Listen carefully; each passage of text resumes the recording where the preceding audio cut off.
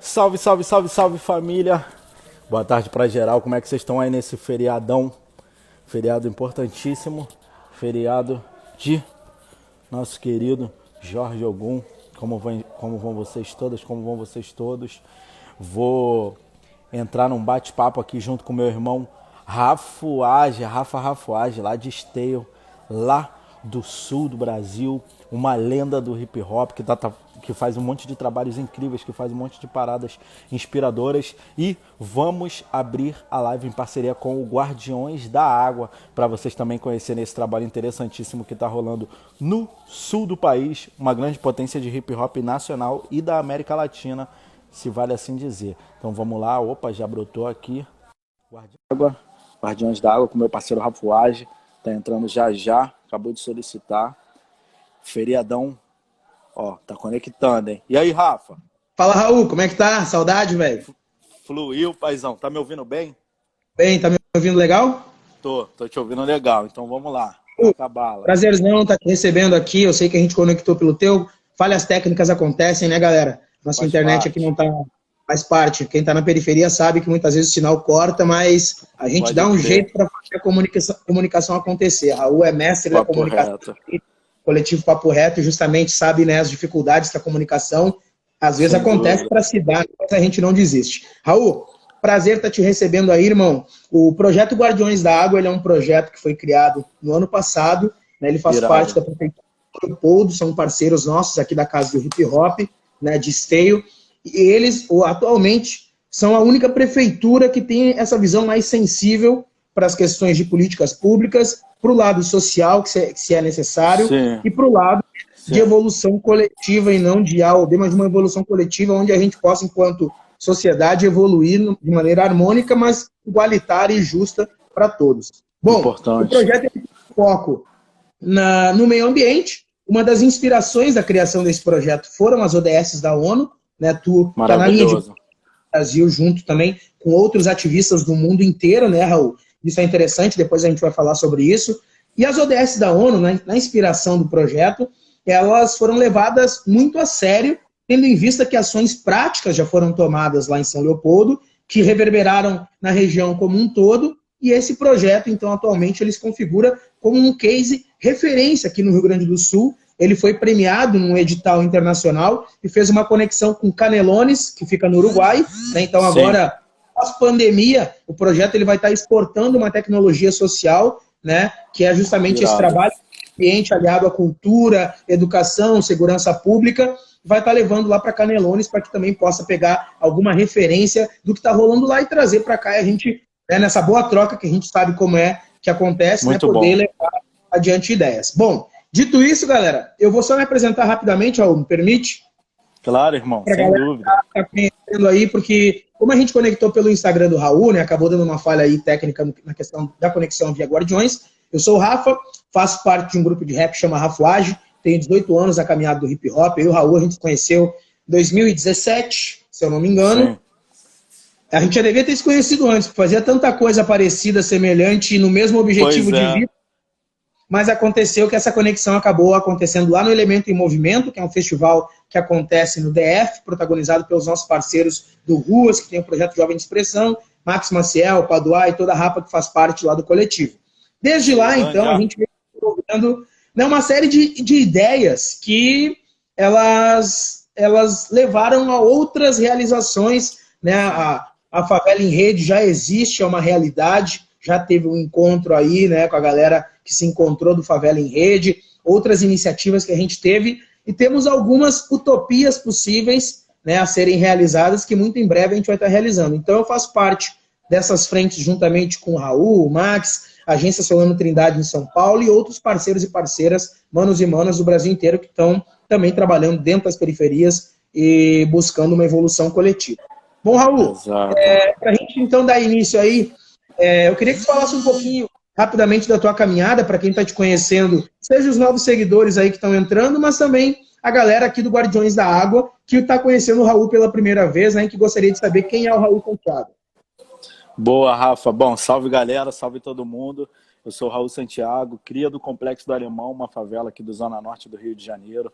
Sou ativista de direitos humanos, jornalista, ativista pelos Objetivos Globais do Desenvolvimento Sustentável e estou na conexão com uma galera incrível pelo Brasil, o Rafa sendo uma dessas pessoas, hoje dentre as minhas inspirações, tentando construir um caminho de vida, de direitos, de melhor qualidade e cidadania para a população negra, periférica, favelada. Estamos aí nesse corre coletivo. E como o Rafa falou, a gente se conectou há um tempo atrás lá em Ceilândia, junto com outros manos e manas que estão construindo uma correria de luta social em prol dos direitos à vida e direitos diversos nas favelas e periferias. Eu acho que é só força, né? Só essa conexão. Desde quando eu me conectei com o Rafa, tem sido muito potente, né? Porque existem muitos outros Brasis no Norte, no Nordeste, no Sudeste e o Sul também, um Sul com muita periferia, um Sul referência de hip hop, um Sul com vários manos e manas fazendo um enfrentamento pesadíssimo contra as questões raciais. Eu acho que é só... Essas conexões acabam sendo muito importantes, né, mano, Rafa? Para a gente, de fato, discutir fatos tão importantes como tudo que a gente vive. E esse lance aí do Guardiões da Água, irmão, muito interessante esse trabalho, isso é muito urgente a gente debater, ainda mais sobre a periferia, discutir os objetivos globais para o desenvolvimento sustentável, discutir as questões climáticas, os 17 ODS, isso e ainda mais na realidade periférica é muito importante, é essencial. Se o mundo já tivesse feito valer alguns dos objetivos globais para o desenvolvimento sustentável, como a erradicação da pobreza, garantir dignidade humana, educação, vida marinha, vida terrestre, passar por toda aquela gama de indicações do que deve ser feito para a gente melhorar a vida da humanidade, a vida do planeta, a vida dos seres vivos. Talvez nesse momento de pandemia o mundo não estivesse enfrentando tamanha situação. Isso poderia ser um pouco menor se a gente já tivesse avançado por isso, né?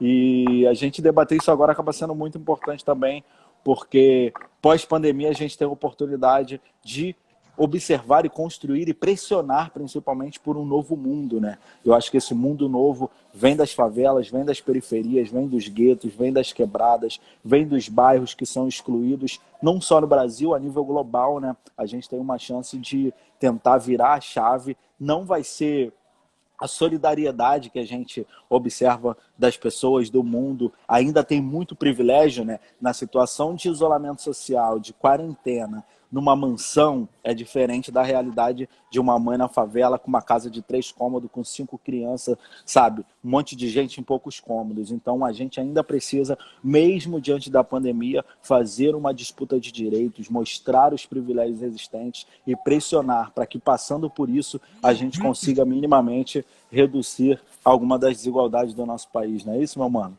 Fala tu. É isso, Raul. Esse é o Raul Santiago, né? Resumidamente, esse é o nosso mano Raul Santiago, é uma fera aí das periferias do Brasil todo. E galera, eu acho que é interessante, Raul, quando a gente fala, tendo a perspectiva de um novo mundo possível, pós-pandemia, né, essa frase me remete muito ao Fórum Social Mundial, lá em Porto Alegre, quando em 2001, essa proposta lá puxada pelos movimentos sociais, nosso parceiro Boaventura de Souza Santos, que é um sociólogo lá de Portugal, outros linhas de frente que criaram e pensaram esse novo mundo possível a partir do Fórum Social Mundial. Acho que é muito importante a gente pensar que também, né, essas ideias de mundo novo possível, né, isso já não é de agora, né, Raul? E essas, sem dúvida, por exemplo, essa pressão nossa ela já vem de anos, de 500 anos, né, e hoje ela chega talvez, já está insustentável, né? A gente fala de sustentabilidade, mas a gente tem que olhar justamente para o que está insustentável para alcançar essa sustentabilidade, esse equilíbrio entre as partes que justamente compõem essa sociedade. Bom, Raul, a gente faz remete ao Fórum Social Mundial, por quê? Porque foi um movimento que iniciou lá com os movimentos sociais, né, que, de certa forma, ele gerou resultados. Tá ouvindo aí, Raul? Voltou, tinha travado. Voltou agora. Como eu disse, então, o Fórum Social Mundial ele gerou resultados, ele gerou conexões potentes, como as nossas que a gente está fazendo hoje, gerou uma série de coisas. O projeto Guardiões da Água, por sua vez, ele também é fruto, né, desses muitos movimentos que se deram dos anos 2000 até aqui, e hoje chega, né, aliado a uma agenda internacional. A gente sabe que essa agenda internacional das ODS da ONU, lá em 2015, né, no mesmo ano que também foi criado a década internacional do afrodescendente, que está de 2015 a 2024, instituída pela ONU e pactuada por mais de 50 países, né, também se pensou, então, as ODS tendo em vista que 17 frentes poderiam minimizar os impactos de muita coisa que não está colaborando para uma evolução coletiva do planeta. Eu queria que tu pudesse me dizer, Raul, o que está rolando nas periferias aí do Rio e também do mundo inteiro, porque tem que ser articulado, né, com figuras internacionais, e isso nos dá muito orgulho, Raul, de saber que um dos nossos também está com um pé no mundo, esse pé no mundo tem um pé no mundo e outro pé aqui na periferia junto com a gente, e isso fortalece muito diversas conexões. Então, que tu pudesse trazer talvez um histórico aí desse trabalho das ODS e como tem hoje se distribuído e executado dentro dos territórios. Legal. No início do ano, né, eu participei de uma campanha global junto com alguns ativistas como a Malala, como o Kumi Naidoo da Anistia Internacional, Nadia Murabi, que recebeu o Nobel da Paz. Então, várias pessoas que têm ativismos importantíssimos pelo direito da mulher, pelo direito à vida no planeta, pelo direito à dignidade humana. E, infelizmente, por mais que a gente discuta essa realidade, né, cada vez mais o aquecimento global é uma realidade. A cada novo ano a situação fica mais grave, as calotas polares derretendo, o gelo diminuindo, o mar subindo mais rápido do que deveria, o clima, uma confusão absurda. Então, debater isso tem sido uma questão muito urgente, só que, na realidade que a gente vive, ainda mais no Brasil, a gente passa por várias situações na nossa luta, né? Então é curioso que no início do ano, praticamente no final de janeiro, início de fevereiro, foi quando eu participei de uma campanha global com mais 20 ativistas globais de todos os continentes, fazendo uma pressão para que lideranças mundiais deem mais atenção para os objetivos globais do desenvolvimento sustentável. A gente colocou um site no ar do The Global Goals, depois eu posso te mandar um link, subo no Stories, marco vocês todos para quem quiser assistir. Ainda está no ar, ainda é possível fazer pressão a partir desse espaço. E a gente fez uma campanha muito bonita de pressão, com muito resultado, com mais pessoas sabendo sobre os objetivos globais para o desenvolvimento sustentável, né? Porque em muitas regiões do planeta o ensino é defasado. Para a nossa população negra, periférica, favelada, nem às vezes é ensinado a refletir de forma crítica, de desenvolver consciência crítica sobre a realidade da nossa vida, sobre a realidade do nosso planeta, e isso se repete, infelizmente, em algumas regiões do mundo. Então a gente saiu dessa campanha com muito mais pessoas informadas, novos grupos se mobilizando e entendendo a importância de discutir questões, vertentes de lutas a nível global, como os Objetivos Globais para o Desenvolvimento Sustentável. Só que no mesmo mês de campanha, né, quando a campanha já estava a todo vapor, no dia 19 de fevereiro foi o meu aniversário.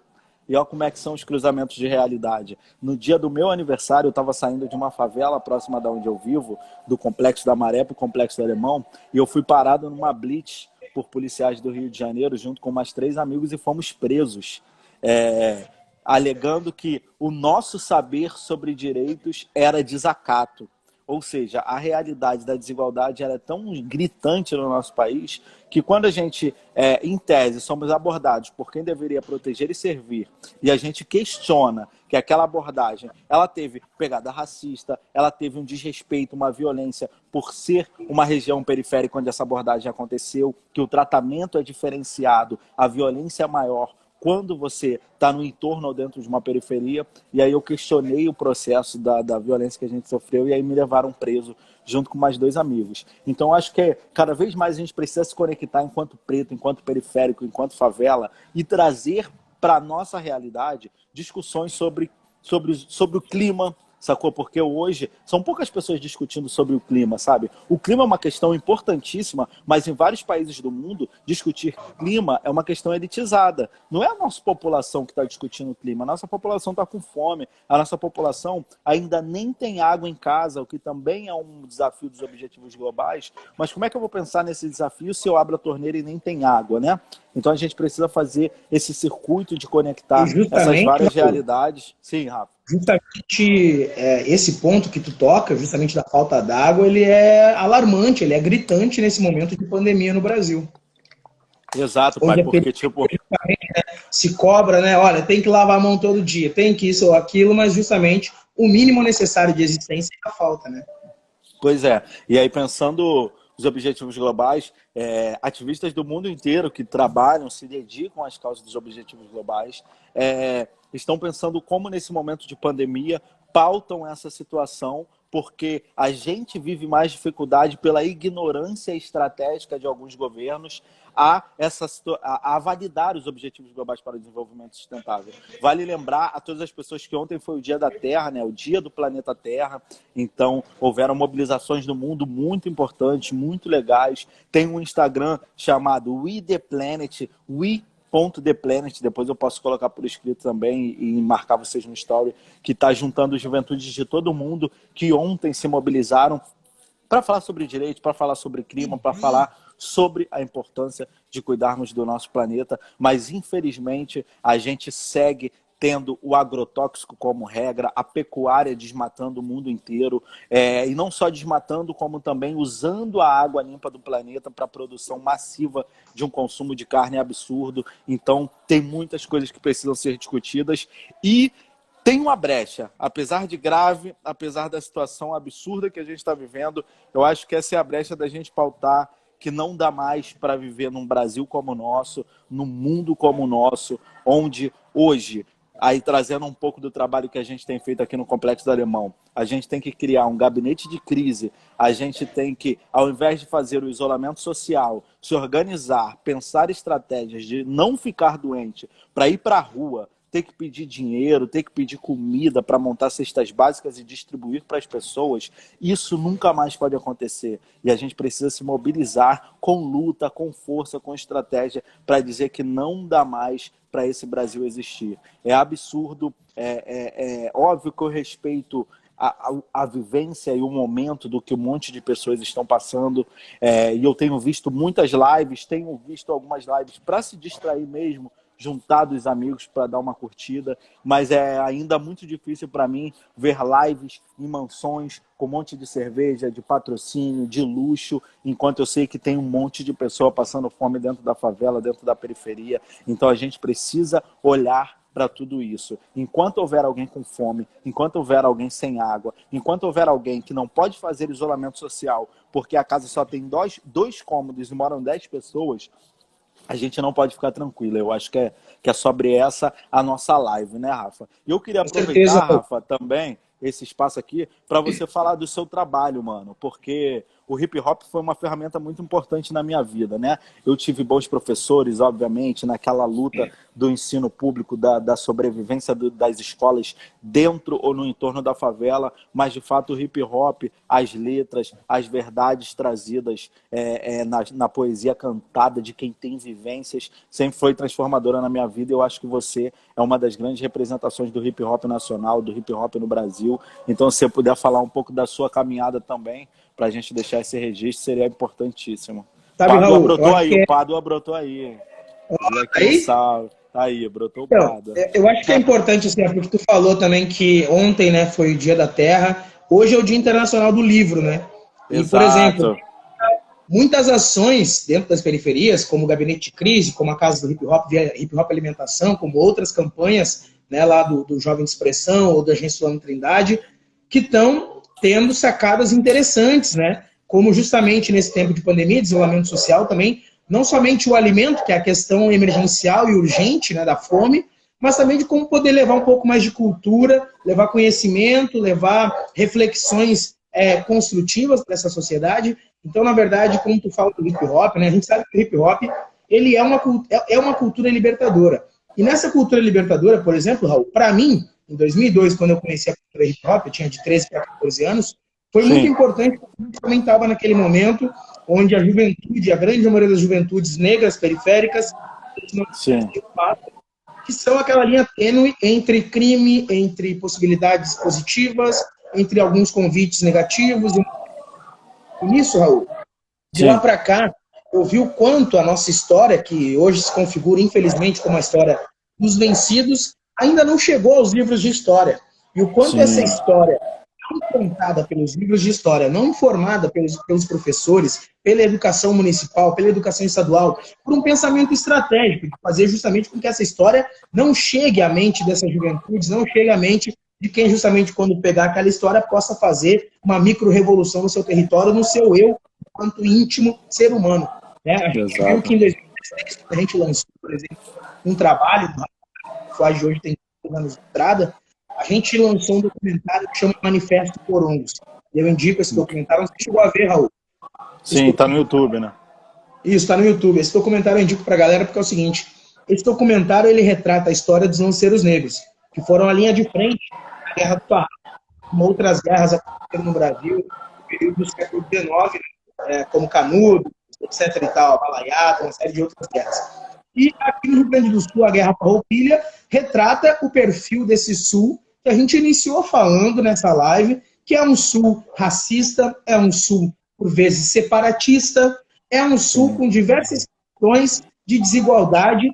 E ali eu estou vendo um comentário da Carol que está dizendo assim: entendo que a nossa luta de raça caminha em todas essas vertentes, porque ainda somos a ponta que sofre todos esses impactos. Justamente, né, Exato. a população negra, né, tem sido a ponta e o lado mais fraco da corda. Então, justamente esse momento, quando a gente lançou o documentário, ele retratava de uma maneira propositiva, né, enfrentando, afrontando, mas também propositiva dessa reflexão. E esse trabalho ele chegou à Câmara dos Deputados do Rio Grande do Sul, Raul, uma tentativa Incrível. de mudança do hino do Rio Grande do Sul, porque o hino ele fala onde povo que não tem virtude acaba por ser escravo.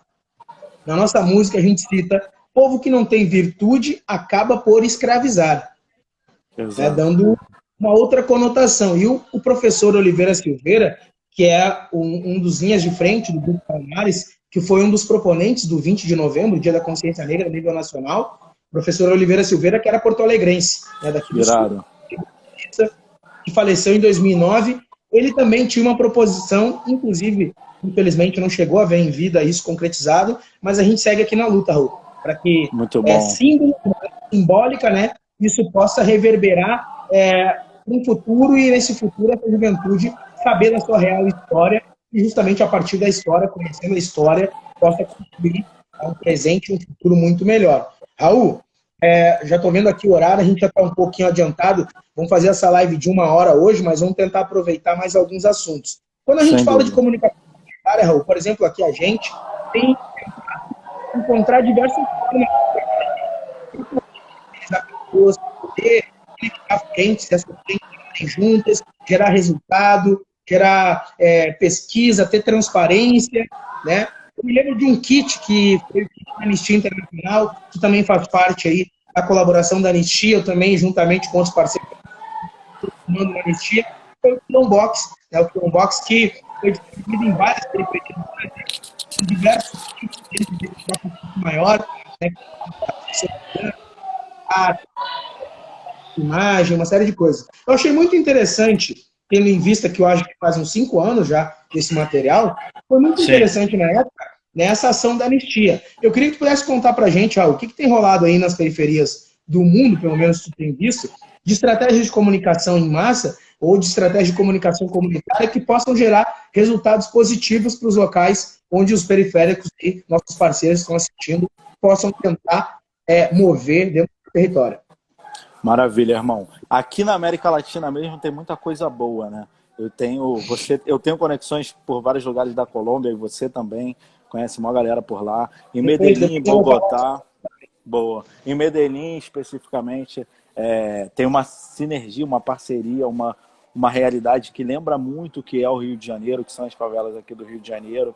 E lá eu dialogo muito com a Casa delas Estratégias, com a Morada. São trabalhos, né, Sim, que você conhece bem, que tem uma importância gigantesca na construção de outros dados, os nossos próprios dados, sobre realidades que a gente vive, mas que eram narradas por outras pessoas, né? Ou seja, agora somos nós produzindo para nós, disputando com o que eles achavam sobre nós, e isso é muito exatamente. importante. E a Casa das Estratégias, eu acho que é o grande ponto em Medellín sobre estratégias de periferia que conecta-se com outros processos, com outras pessoas, que eu admiro muito. Recentemente, né, há 2 anos, até por conta da Anistia Internacional também, eu conheci um trabalho muito incrível em Nairobi, no Quênia, que é o Matari Social Justice. Depois eu posso te mandar o link também, e a galera tudo fala português. E é um trabalho que parece com um coletivo Papo Reto que a gente tem aqui no Complexo do Alemão, o Matari Social Justice, que acontece em algumas periferias muito pobres de Nairobi, no Quênia, né, onde a grande massa de moradia, se é que a gente pode chamar isso de moradia, ainda são barracos de madeira, e a presença do Estado naquele lugar é através da polícia, é através do exército, é através da violência. E aí a galera montou uma estratégia de monitoramento coletivo daquele lugar, como a gente fez aqui no Papo Reto, com grupos de WhatsApp, desenvolvendo estratégias de sinais, por exemplo. Tem uma coisa muito marcante na minha cabeça, é que em alguns pontos da periferia tem alguns sinos espalhados, tá ligado? Pendurado assim nos postes, sino mesmo, sino de tu tocar. E aí, tipo, o lance lá é o seguinte, como às vezes a internet é muito fraca, como tem um monte de questões e a violência acontece o tempo inteiro, sempre que a polícia ou o exército vai fazer uma incursão naquele lugar, qualquer pessoa que está próximo de um sino toca, e aí todo mundo se junta. Não é todo mundo se separa, é geral se junta para se proteger em coletivo e não sofrer violência se você for pego de forma individual, né? Então acho que tem muitos lugares do mundo que nos ensinam como é preciso disputar uma outra política pública que não seja de exclusão para nós, mas que sejamos nós propondo essa participação. Nos Estados Unidos, a gente trabalha muito diretamente com alguns projetos, como o Black Lives Matter, né, em alguns estados americanos, com a Witness, que trabalha treinando ativistas de direitos humanos pelo mundo a usarem equipamentos mínimos de audiovisual, um celular, uma câmera, o mais básico que seja, para produzir conteúdo que denunciem violações de direitos humanos e ajuda a criar uma rede para além do país ou para além do seu estado sobre como fazer esse material circular de forma mais rápida, sem gastar dados. Então, é um trabalho muito legal que a gente tem uma grande parceria lá em Nova York. E aí estamos rodando, né, cara? Recentemente eu estive em El Salvador, a gente conheceu um monte de projetos incríveis e a Casa Azul foi um dos que mais me impressionou.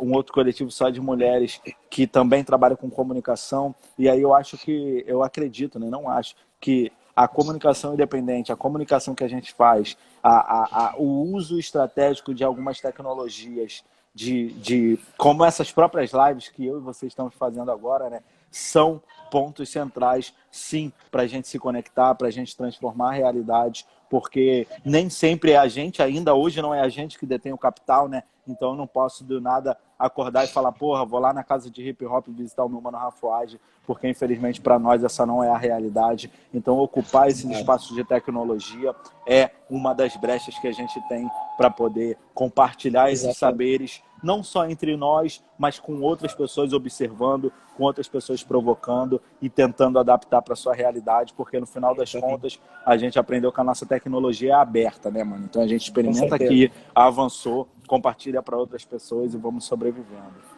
Sabe, Raul, aqui em São Leopoldo, por exemplo, onde se desenvolve o projeto Guardiões da Água, a molecada que estava na linha de frente das oficinas lá do projeto, eles desenvolveram uma batalha. Batalha? Uma batalha de rap, né? Uma batalha de rima. Mas o hip hop é uma cultura que pulsa muito aqui na cidade, pulsa na região como um todo, no estado como um todo também, né?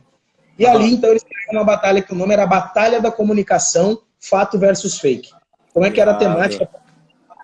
Justamente catavam as notícias fakes da semana, que a batalha, né, tinha ali a sua periodicidade de realização, catavam as notícias fato e as fakes e levava como proposta para as rimas. E o MC, além de rimar sobre, né, tinha que falar e dizer ali na hora qual era o fato, qual era o fake. Justamente isso foi muito molecada aqui. A gente sabe que as batalhas de MC pelo Brasil inteiro bombam, né? Desde do Nordeste até ao Sul, né? A gente sabe que muita gente frequenta, muitos jovens frequentam, e deu muito certo, porque utilizaram para comunicar ali, aqueles jovens que muitas vezes acreditavam na rede social, na televisão, e saíam disseminando de forma descontrolada pelo território. Sabe que em 2014, Raul, Essa conexão com a Colômbia minha começou em 2013, na verdade, mas 14 foi a primeira vez que eu fui para a Colômbia, né? Eu fui 2 vezes naquele ano. E lá, em Bogotá, especificamente, também estive em Medellín, conhecendo as Comunas 13, que foi, né, um case super referência para a nossa casa do hip hop aqui. Né? Incrível.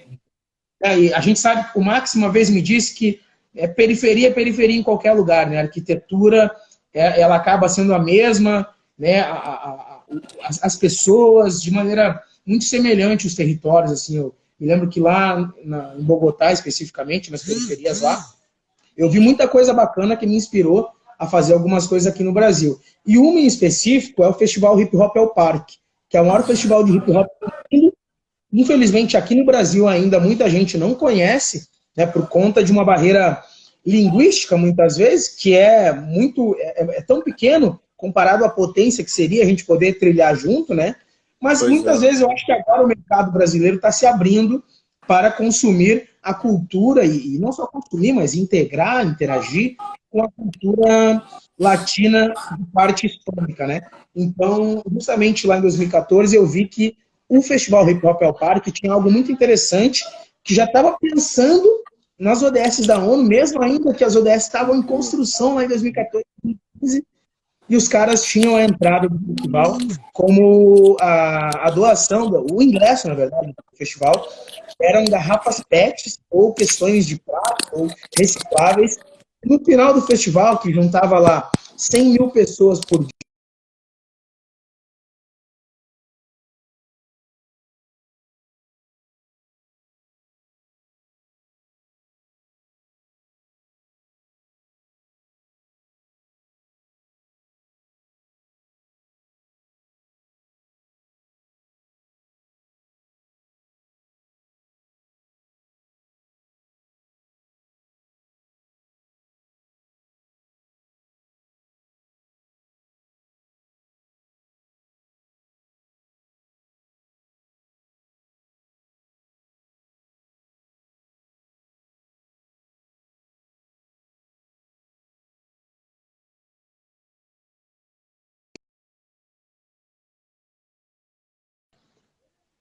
Voltou, acho que voltou, hein? É isso aí, tá faz parte. Estou te ouvindo, tá me ouvindo também? Beleza. Tá Como eu falei, lá na Colômbia, em 2014, quando eu estive lá, então, o ingresso era uma garrafa PET e tal.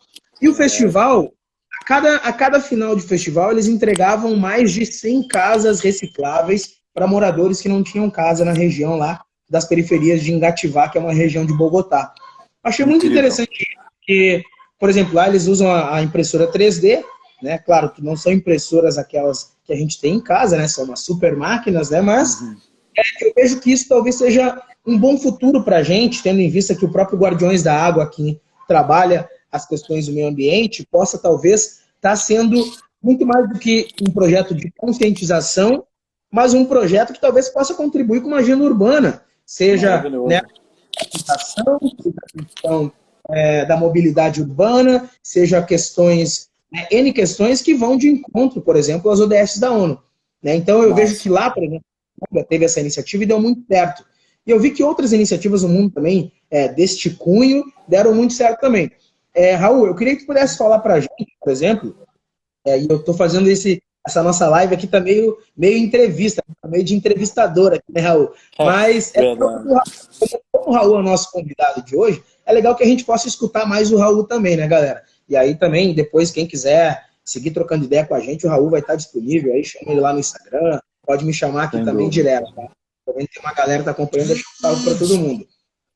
Bom, Raul, eu queria que pudesse falar pra gente, assim, já pra gente ir quase encaminhando, tô vendo aqui que já é quase 6 horas, uma hora, dá até 6h10, porque entrou um pouquinho depois assim, para a galera poder acompanhar, mas que tu pudesse falar para a gente, Raul, por exemplo, as conexões propositivas que tu tem aí pelo mundo, que tu tem visto, como tu já citou, o que de mais prático viu que aconteceu, está acontecendo, que pode servir de exemplo para as periferias do estado do Rio Grande do Sul.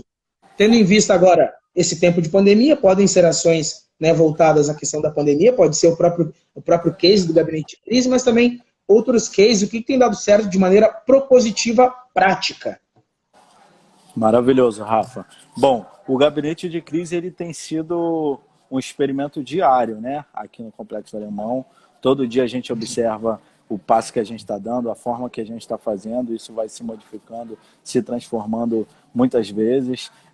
Eu tenho observado que em outras regiões do mundo, né, pouca coisa tem se aproximado pouca coisa tem sido coberta pela imprensa do que se aproxima com a nossa realidade. Vale lembrar que a pandemia atinge o mundo inteiro, sim. Tem lugares que está menos violento, outros que está mais exposto, mais pesado, mas não resume-se apenas à Europa a realidade da pandemia, né? Apesar da cobertura, muitas vezes fazer esse recorte também. Então, porém, relacionado a questões parecidas com a nossa, do Rio de Janeiro, do Brasil, do Sul, o gabinete de crise é o que eu tenho visto assim de mais aproximado de estratégia, tanto que a gente já tem dialogado com outras pessoas do Brasil também e trocado algumas ideias com alguns irmãos e irmãs da América Latina sobre isso. Porque basicamente o que a gente fez? O gabinete de crise ele era uma estratégia de comunicação, somente. Juntou o Voz da Comunidade, o coletivo Papo Reto, o Mulheres em Ação no Complexo do Alemão e falamos, bom, foi declarada pandemia, está chegando no Brasil, os governos cagaram a porra toda, deixou ter carnaval, deixou ter ano novo, não se preocupou com nada, só foi ver pós tudo isso, então isso vai estourar em algum momento. E aí a gente começou a perceber as dicas básicas passadas pela OMS e fomos para a rua, entendendo que num cenário de desigualdade, a maioria das pessoas na favela, uma grande parte de pessoas de favela, ainda assim não tem televisão em casa, não tem internet de qualidade, tem gente que ainda nem tem o banheiro dentro da casa, é separado, cômodo, é muito louco, né? E aí a gente fez uma estratégia de eventos para dialogar com essas pessoas. A gente conseguiu uma parceria de um carro de som, a gente gravou umas dicas básicas em formato de funk e isso ficou rodando pela favela, chamando a atenção da galera. A gente mandou fazer cartazes, faixas e pendurou nos principais acessos do Complexo Alemão com dizeres sobre o que as pessoas deveriam fazer para evitar a contaminação do coronavírus e assim a proliferação dentro da favela. E a gente também imprimiu um monte de cartazes, flyers e colamos em pontos estratégicos, como ponto de ônibus, pontos de Kombi, mercado, farmácia. Só que a gente começou a circular e as questões começaram a surgir. As próprias pessoas e nós também refletindo. Uma das dicas básicas da OMS para evitar contaminação e proliferação, lave bem as mãos o tempo inteiro. Só que, infelizmente, na realidade que a gente vive, é mais certo e garantido não ter água do que você conseguir acesso à água. Então, como é que eu vou lavar a mão se eu não tenho água? Ponto 1, que já põe a nossa juventude negra, periférica e favelada em mais exposição comparado a quem tem o privilégio de não passar por essa situação. Ponto 2, isolamento social. O isolamento social ele traz várias questões, só que para a nossa população tem duas específicas que vale destacar. Uma é como fazer isolamento social numa favela onde, além das casas serem todas juntas, as pessoas são humildes, são pobres e as casas às vezes têm 2, 3 cômodos e moram 10 pessoas. Então fazer esse isolamento social já é difícil. Se uma pessoa dessa família se contamina, é praticamente impossível fazer o isolamento total. Como é que você vai isolar um cômodo de uma casa que só tem 3? Então não faz sentido, a gente já está mais um passo atrás na desigualdade e mais um passo à frente no risco de contaminação e morte. E mais do que isso, né, como a gente vive essa realidade da desigualdade, muitas vezes essa família com várias pessoas sobrevive na correria da rua. Um almoça na escola, o outro no trabalho, o outro está fazendo seus corre, todo mundo vai se virando. Agora a gente está falando dessas 10 pessoas, 7, 10 pessoas em casa o tempo inteiro. Café da manhã, no almoço, no lanche, na janta. Rapidamente a despensa do pobre, que nem sempre é cheia, esvazia. E aí a gente lidou de frente com isso de forma muito assustadora e rápida, né? Quando a gente estava tentando fazer apenas a estratégia de comunicação. O que era uma ideia de comunicação e conscientização virou imediatamente para um cenário de trabalhar para conseguir doações, para fazer cestas básicas, para garantir o mínimo que as pessoas, para garantir o mínimo para a galera dentro de casa, para que de fato elas possam tentar fazer o isolamento social com o mínimo de violência e com o máximo de dignidade possível. Hoje, o gabinete de crise ele atua nesse formato. Tem ainda a estratégia de comunicação, que todos os dias tenta conscientizar as pessoas, mas também tem essa frente de pedidos de doações para montar kits de higiene, limpeza, cesta básica. Só que é muito difícil manter uma estrutura de comunicação e um trabalho potente na realidade política do nosso país, onde a gente tem um presidente criminoso, problemático, que faz discursos totalmente contrários, contraditórios às indicações da OMS, às indicações de instituições globais de saúde e enfraquece muitas vezes o nosso discurso, porque o cidadão comum, ele está com fome, ele está com sede, ele está vendo um monte de gente morrer, não tem teste para todo mundo, não sabe ao certo o que está acontecendo, e aí vem uma figura com um peso, como um presidente, e diz, não ouça o que a Organização Mundial da Saúde diz. Vamos para casa, vamos reabrir shopping, como aconteceu recentemente, acho que foi em Curitiba. Então, eu acho que aqui, enquanto periferia, e aí não só o gabinete de crise, mas a Buba lá em Acari, o Max lá no DF, você aí no Sul, sabe? Preto Zezé lá em Fortaleza, os manos e as manas no Brasil estão dando exemplo, enquanto a política faz o contrário. Então, nesse parâmetro sobre o que está acontecendo no mundo, as mensagens que eu tenho recebido são mais tentando ajudar o corre do gabinete de crise por conta da preocupação com a liderança nacional maior, que em tese deveria ser o presidente. Então, eu acho que esse copia e cola do que o Bolsonaro tem feito do Trump e etc., é o que mais prejudica a contenção mais rápida do coronavírus no Brasil, e é o que alerta a população mundial, né? Nossos parceiros e parceiras no mundo, que também estão passando por muitas dificuldades, se preocupam com a gente. Eu tenho recebido mais mensagens de preocupação por conta do que o Bolsonaro tem feito do que pelo coronavírus única e explicitamente, né? Então, o gabinete de crise tem tentado fazer essas disputas todos os dias. É difícil, sacou? Fazer entrega sem aglomeração é quase impossível. Todo dia a gente experimenta 1000 estratégias, todo dia a gente veste 1000 roupas diferentes, todo dia a gente vai pensando novos formatos do fazer. A gente já entregou comida de madrugada, a gente já entregou comida nos primeiros horários da manhã. Estamos experimentando. Mas o mais essencial, Rafa, eu acho que vou aproveitar essa brecha para dizer isso. O mais essencial nós não somos o governo. Então a gente não vai dar conta de ajudar todas essas pessoas. A gente não tem capacidade mínima de abraçar o complexo do Alemão. Então a gente está fazendo o máximo, só que esse máximo, o resultado é mínimo, porque a estrutura que deveria fazer algo desse tipo seria o Estado, seria o governo. E também, para as pessoas até que estão acompanhando a nossa live, que tentem descentralizar também a solidariedade. Eu recebi muitas vezes indicações de doação de pessoas do Acre, pessoas de Rondônia, pessoas de outras regiões do norte e do nordeste do Brasil, porque, de certa forma, o René Silva, que também é do gabinete de crise, a gente tem uma rede social com alguns seguidores, sabe, alguns milhares de seguidores, tem uma certa visibilidade. Estar no Sudeste possibilita algumas conexões imediatas de imagem e tal, e etc.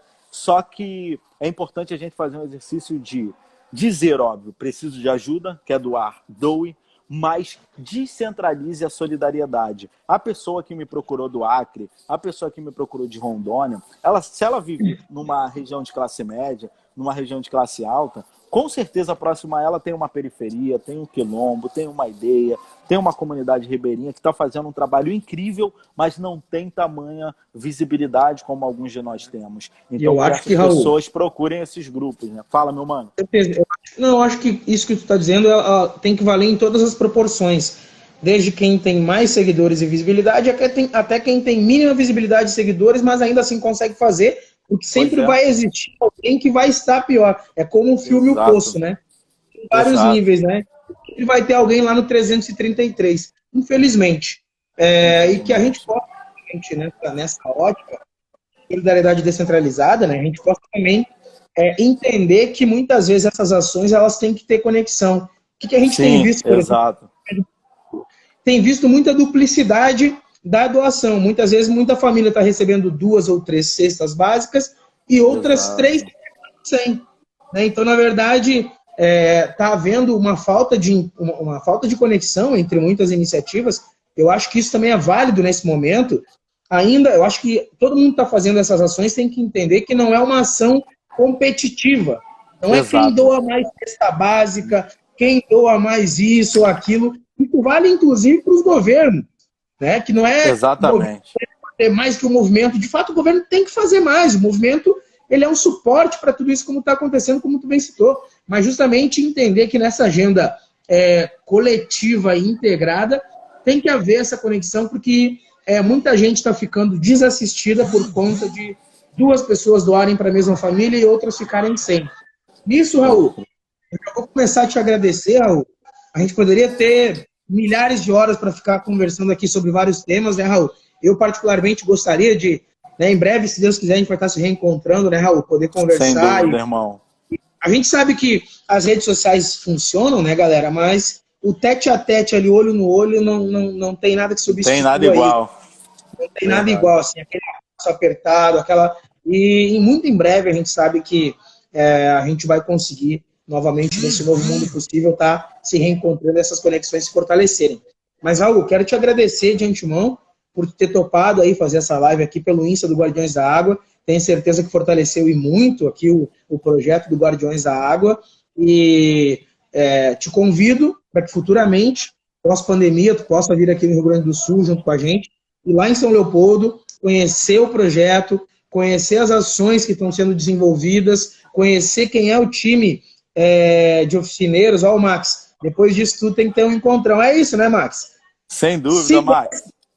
Se desse, Max, seria lá no elemento, né? Mas só se mudar o elemento de agosto um pouquinho mais para frente, porque a gente ainda acha que vai um pouquinho mais de agosto, né? Mas talvez novembro aí, mês da consciência negra, a gente possa estar proporcionando um encontrão aí. De antemão já convido para novembro tem o aniversário da Casa do Hip Hop, tem outros eventos também, outras ações que acontecem. Vamos pensar uma data aí que a gente possa fazer esse grande encontro novamente. E para que as velhas ideias não estão esquecidas, né, somente eles estão esperando a oportunidade de sair da gaveta e ganhar as periferias, que elas possam, de fato, ter vez e ter voz aí, né, pelo mundão. Obrigado, né, por essa parceria, pela nossa amizade que é muito sincera e recíproca, né? Sem dúvida, irmão. É muito coração. Fico muito feliz do Max ter proporcionado o nosso encontro. O Max é um grande irmão meu também. Fico muito feliz dessas relações que a gente tem a partir da caminhada, cada um com sua caminhada, mas a gente se encontra porque são semelhantes. A gente consegue, né, ser bons catalisadores de encontros e potencializar que esses encontros virem, né, coisas benéficas nos lugares de onde a gente vem. Raul, é isso aí. pra gente finalizar, cara, não sei se a gente, né, teve a oportunidade de falar tudo que a gente podia falar, mas eu acho que o que a gente falou também já foi muito bacana para a galera que está acompanhando. Se pudesse deixar os seus contatos, a galera que vê que a gente no complexo, e também nas favelas, né? A gente tem lá o Cacará, no Rio Grande do Norte, tem muito outros bom. parceiros. Se você está falando aqui de todos os parceiros, a gente passaria também horas, né? Mas sem que dúvida. pudesse deixar dados de como a galera pode estar, inclusive, colaborando daqui do Rio Grande do Sul para aí o Rio de Janeiro e vice-versa. A galera do Rio de Janeiro também está vindo colaborar aqui, né? Também tinha essa integração entre regiões do país, para que a gente possa ter minimamente uma condição mais digna de enfrentar essa pandemia e depois a gente poder ter esses encontrões que a gente muito bem quer fazer. Boa, Rafa. Bom, é isso, né? A página do Coletivo Papo Reto é o canal, o meu Instagram é o canal também, a gente está aí nesse corre. Rafa, muito obrigado, irmão, por essa brecha, por essa oportunidade, por apresentar um trabalho tão incrível. Já estou seguindo aqui os Guardiões da Água, vamos nessa, vamos junto.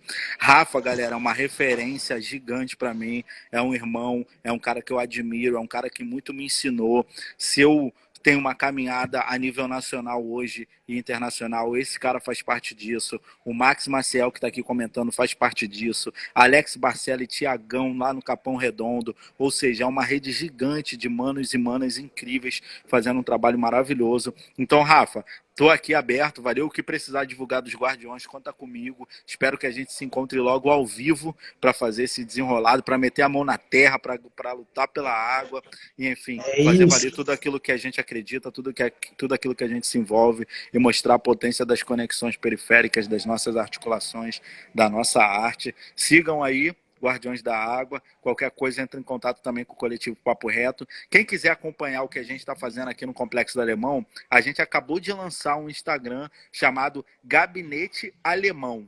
Gabinete Alemão é onde a gente está centralizando todas as informações. Valeu? Rafa, tamo junto, irmão. Obrigado por tudo. Valeu, Raul, te agradeço. Quem quiser conhecer mais sobre o nosso trabalho também, aqui no Guardiões da Água, vocês já podem estar seguindo e conhecer toda uma série de iniciativas que está sendo desenvolvida pelo projeto, as oficinas, as atuações da comunidade, as propostas em cima das ODS e uma série de coisas. Também tem a Casa da Cultura Hip Hop em Esteio, que é uma cidade ao lado de Sapucaí e São Leopoldo, que está sendo desenvolvida a campanha Hip Hop Alimentação, Nossa. essa que tem atores e atrizes da cultura hip hop, mas da sociedade como um todo, e está ganhando muita força. A gente está chegando aí a quase 10 toneladas de alimentos doados. Incrível. Então isso está sendo...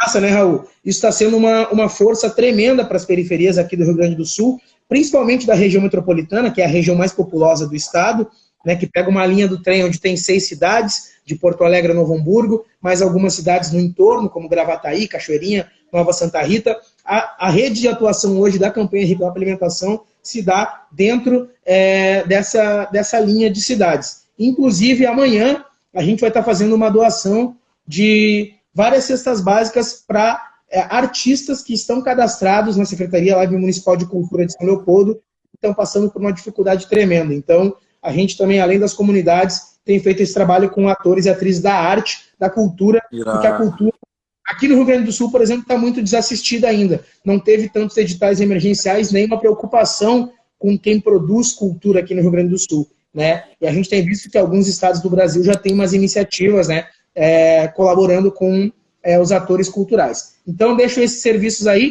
Quem quiser saber mais, siga lá, então, o Guardiões da Água. Meu Instagram é @rafuage, também Rafa Rafuage, e tenho da Associação da Cultura lá, Hip Hop de Esteio, que é ACH Esteio. Vocês podem estar conferindo todo o trabalho. Oi. Rafa, eu vou jogar todos esses arrobas aí no meu stories no momento seguinte que encerrar a live. Demorou, Raul. Te agradeço muito. Manda um abraço para a família, para tua mãe, lá para teu pai, para a molecada toda. Irmão. Diz pra tua mãe que em breve, quando a gente voltar, a gente vai pegar aquela pizza de novo lá, viu? É isso, maravilhoso. Deus queira aí que as nossas lutas, elas possam cada vez mais levar um pouquinho de conforto para quem está precisando nesse momento tão difícil. Tamo junto, irmão. Se cuida, abraço, até logo. Abraço, tamo junto. Valeu.